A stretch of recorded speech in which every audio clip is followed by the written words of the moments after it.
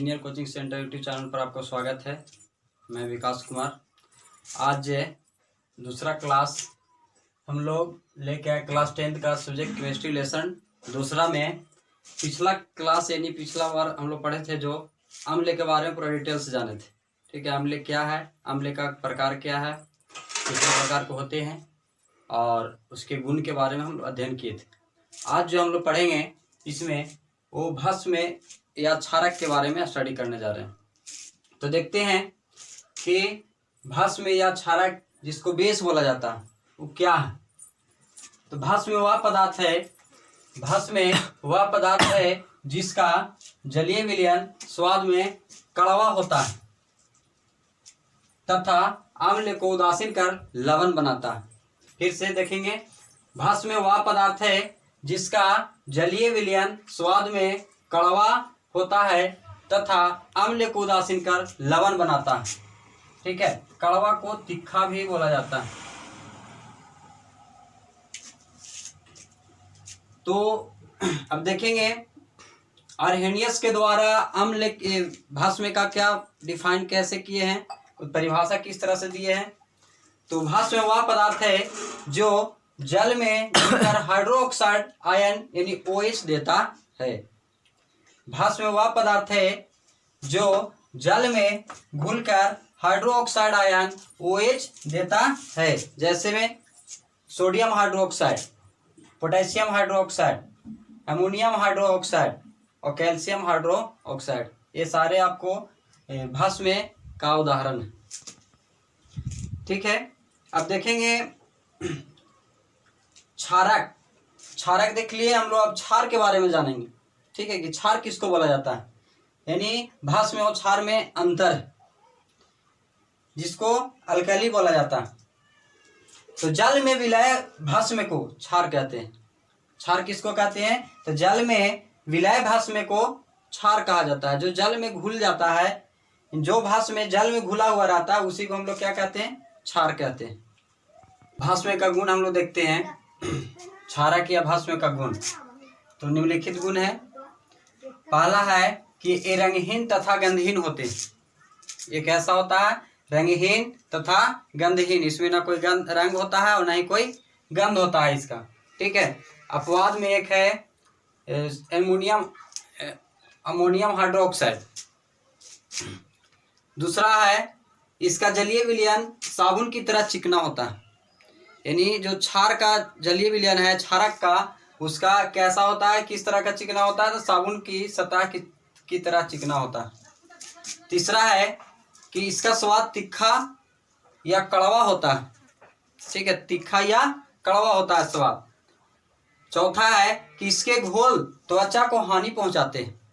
यानी जो क्षारक का जो घोल है वो हम लोग का शरीर का त्वचा जो होता है उसका हानि पहुंचाता है। पांचवा है कि ये लाल लिटमस पत्र को नीला कर देता है। ये क्या करता है, यानी जो भस्म जो है लाल लिटमस पत्र को क्या कर देता है, नीला कर देता है। इसको याद रखने के लिए एक ट्रिक का उपयोग करते हैं हम लोग। एक है अनिल, आ से अम्ले, नी से नीला और ला से लाल। यानी अम्ल जो है नीला लिटमस पत्र को लाल कर देता है। ठीक है, आप लोग समझ चुके होंगे। और क्षार देखते हैं, छालनी। इसका ट्रिक क्या है, तो छालनी। इस छालनी यानी क्षारक, ला से लाल और नी से लीला। यानी क्या करता है, क्षारक जो है से लाल लिटमस पत्र को नीला कर देता है। इस ट्रिक के माध्यम से आप लोग याद रखिएगा इसको। ठीक है, चलिए अब देखते हैं सांद्रण अम्ल और तनु अम्ल। सांद्रण अम्ल किसको बोला जाता है और तनु अम्ल किसको बोला जाता है, काहे कि पूछ लिया जाता है एग्जाम में। ठीक है, तो जिस घोल में अम्लीय गैसों की मात्रा अधिकतम होती है, जिस घोल में अम्लीय गैसों की मात्रा अधिकतम होती है और जल की मात्रा बहुत कम होती है, उसे साधारण अम्ल कहते हैं।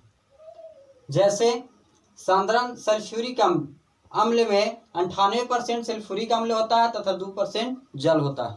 तो इसमें देख रहे हैं कि अम्ल ज़्यादा है यानी 98% है और मात्र जल कितना है तो 2%। तो इसमें क्या हुआ, तो अम्ल ज़्यादा है और पानी क्या जल क्या है कम है, तो ऐसे अम्ल को साधारण अम्ल कहा जाता है। ठीक है, अब देखेंगे तनु अम्ल जस्ट इसका उल्टा है कि जिस घोल में अम्लीय गैसों की मात्रा कम होती है और जल की मात्रा अधिक होती है उसे तनु अम्ल कहते हैं। इसमें क्या होता है कि इसका जो घोल होता है वो अम्लीय गैसों की मात्रा क्या होती है तो कम होती है और जल का मात्रा क्या होता है अधिक होता है, उसे हम क्या बोलते हैं तनु अम्ल बोलते हैं। जैसे तनु सल्फ्यूरिक अम्ल में 10% सल्फ्यूरिक अम्ल है और 90% जल है, यानी इसमें अम्ल की मात्रा मात्र 10% है और जल का मात्रा कितना है 90%, उसे हम लोग तनु अम्ल कहेंगे। चलिए अब हम लोग देखते हैं कि सूचक क्या होता है, इंडिकेटर। कोई पदार्थ अम्लीय है या क्षारीय या लवणीय, इसका पता लगाने के लिए उपयोग किए जाने वाले ऐसे पदार्थ जो अपने रंग परिवर्तन के द्वारा पदार्थ के अम्लीय या क्षारीय या लवणीय होने की सूचना देता है, उन्हें सूचक कहा जाता है। यानी सूचक जो है वो क्या बताता है हम लोग का कि कौन सा पदार्थ अम्लीय है या क्षारीय है या फिर लवणीय है। ठीक है, तो बहुत सारे सूचक हैं और सूचक के बारे में कुछ हम लोग जान लेते हैं कि कौन सा सूचक किस तरह का परिवर्तन करता है। ठीक है, तो इधर देख रहे हैं, इधर सूचक का नाम दिया हुआ है और इधर रंग परिवर्तन, यानी जब हम लोग उसको विलयन में जब डालते हैं तो किस प्रकार का रंग में परिवर्तन होता है वो हम लोग जानेंगे। ठीक है, तो देखिए पहला सूचक है लिटमस। लिटमस क्या है इसके बारे में थोड़ा सा जान लें कि लिटमस थैलोफाइटा वर्ग के लाइकेन पौधे से निकाला गया है। लिटमस एक पत्र है और एक प्राकृतिक है जो थैलोफाइटा वर्ग के लाइकेन पौधे से निकाला गया है। ठीक है, ये क्या होता है कि लिटमस को जब अम्लीय विलयन में डाला जाता है तो नीला से बदलकर लाल हो जाता है। नीला रंग को क्या चीज परिवर्तन कर देता है तो लाल में कर देता है। ठीक है, और क्षारीय विलयन में जब डालते हैं तो लाल को नीला कर देता है। ठीक है, अब देखिए उसी प्रकार से एक प्राकृतिक और आती है हल्दी। आप लोग जानते होंगे हल्दी के बारे में।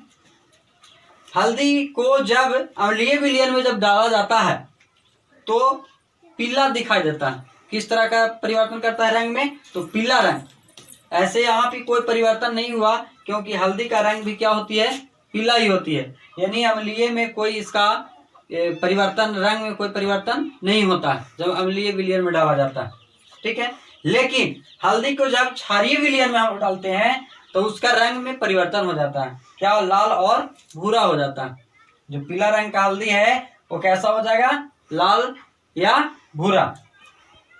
ठीक है, अब तीसरा आती है सूचक, उसका नाम है मेथिल ऑरेंज। मेथिल ऑरेंज को जब अम्लीय विलयन में जब डालते हैं तो उसका रंग लाल हो जाता है और मेथिल ऑरेंज को जब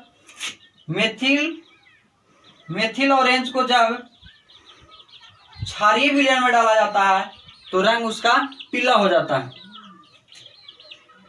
एक है फिनोल्फेथिलीन, ये भी सूचक है। इसमें जब अम्लीय विलयन में डाला जाता है इसको तक कोई परिवर्तन नहीं होता है, यानी रंगहीन रहता है, रंग में कोई परिवर्तन नहीं होती है।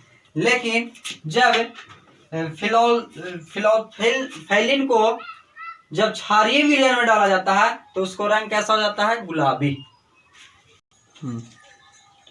अब देखिए हम लोग लवण या उदासीन के बारे में जानते हैं जिसको साल्ट बोला जाता है। ठीक है, तो अम्ल और भस्म के अभिक्रिया के फलस्वरूप जो पदार्थ बनता है उसे लवण कहते हैं। लवण कहते हैं। जैसे NaCl, KCl, NO2SO4 यानी सोडियम क्लोराइड, पोटेशियम क्लोराइड और सोडियम सल्फेट, ये सब आपको लवण का उदाहरण है। ठीक है। अब देखिए लवणों का वर्गीकरण 3 वर्गों में बांटा गया। पहला है सामान्य लवण। सामान्य लवण क्या है? तो वैसा लवण जिनमें विस्थापनशील हाइड्रोजन या हाइड्रोक्सिल समूह नहीं होते हैं, सामान्य लवण कहलाते हैं। जैसे NaCl, KCl, KNO3, CuSO4। अब देखिए दूसरा हम लोग देखते हैं अम्लीय लवण। किसी अम्ल के अणु में उपस्थित विस्थापनशील हाइड्रोजन परमाणु को धातुओं द्वारा अंशतः विस्थापित करने की फलस्वरूप बने लवण को अम्लीय लवण कहते हैं। जैसे H2SO4 प्लस NaOH सल्फ्यूरिक अम्ल और सोडियम हाइड्रोक्साइड को जब रिएक्शन करवाते हैं तो हमको सोडियम बाइसल्फेट और जल प्राप्त होता है। इसमें देखिए अम्लीय लवण कैसे हुआ? तो किसी अम्ल के अणु में उपस्थित विस्थापनशील हाइड्रोजन परमाणु, इसमें जो हाइड्रोजन परमाणु है अम्ल में, हाइड्रोजन परमाणु को धातुओं द्वारा, धातु इसमें कौन है? तो सोडियम है ना, यानी धातुओं के द्वारा विस्थापित करने के फलस्वरूप अब इसमें क्या हो जा रहा है कि देख रहे हैं कि H2SO4 में सोडियम आके यहाँ विस्थापित हो जा रहा है। ठीक है। तो जो ये धातु से मिलके यानी अम्ल से मिलके जो लवण तैयार हुआ उसको हम क्या बोलेंगे? तो अम्लीय लवण। अब तीसरा देखते हैं भास्विक लवण। तो वैसा भस्म जिनके अणु में एक से अधिक हाइड्रोक्सिल समूह होते हैं और अम्लों के द्वारा आंशिक रूप से उदासीन होकर ये भास्विक लवण बनाते हैं।